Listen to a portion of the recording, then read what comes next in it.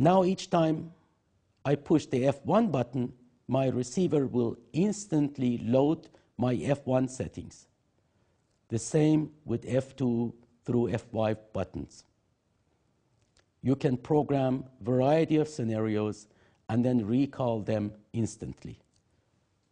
Now that we have programmed our Triumph-VS, let's see how easy it is to use it in the field in a variety of applications.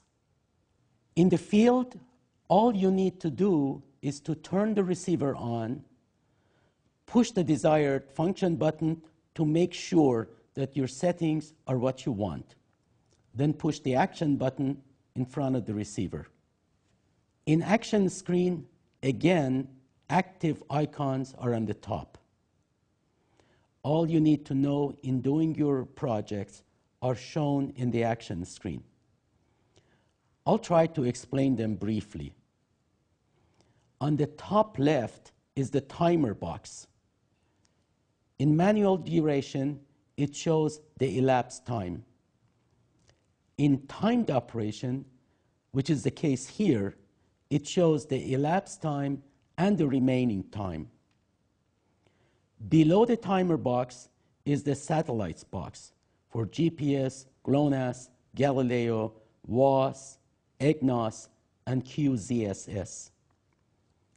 Below each flag, on the left side is the number of satellites tracked, and on the right side is the number of satellites used. Below the satellites box are two boxes for transmit and receive.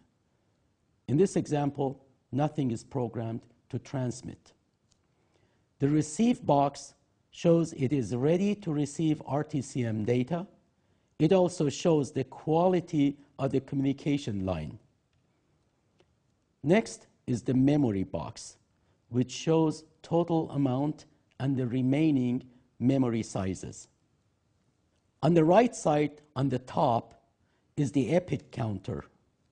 It counts epics when action starts. The box below that is for front camera or to count down delay timer, if any. Next box is the position box, which shows the calculations for the action in progress. In survey operations, it shows running average of coordinates. In stakeout, it shows the offset from the target. At the end of a parcel survey, it shows area and perimeter of the parcel, which is the case here. Next is the position calculation type and estimated accuracy.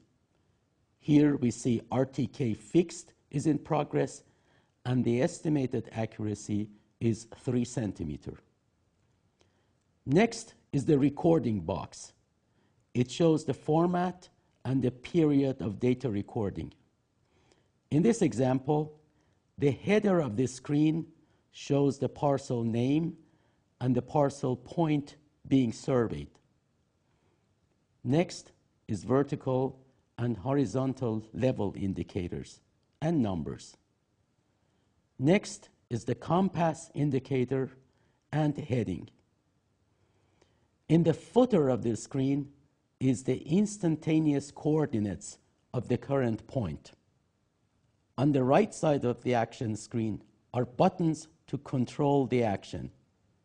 Start and stop are on the top. Clear clears the screen. The next two buttons vary based on the programmed action. In this case, they control the parcel survey and when to end it. View button selects what should be shown in the action screen. Next is review button. You can view the results of the survey. And finally, the antenna icon allows a quick way to enter antenna height. When voice recording is in progress, the audio recording indicator appears here. In the center of the display is the position plotter. If you open the bottom camera, the center of the display is the center of the receiver for alignment with the mark. The screen scale can be changed by zoom buttons. Now let's see how to survey a parcel, for example. We have set up for parcel survey and selected the RTK mode. We have set duration of 10 seconds. With this setup, we go to the first point, align to the mark, and click Start. We do nothing else. The timer will count down, and each calculation is shown on the screen. The final result is stored after 10 seconds. Then we go to the second point and repeat the same. Just align with the mark and click the Start button. We repeat this for all corners of the parcel. After the last point, we click the End Parcel icon. The parcel area and perimeter are automatically shown in the position box. We can also record raw GNSS data in case we want to document survey data or for post-processing it. Other survey jobs are even easier than this. To do stakeout, just select the stakeout mode, select the stake point, and Triumph-VS will guide you to the point to stake it. After stakeout is done, you can survey the actual stake with a simple click. Triumph-VS will record the intended stake point along with the actual point in the same file and will show the difference. Let me show you one more example. You can survey many points and then convert them to smooth shapes via the Draw menu.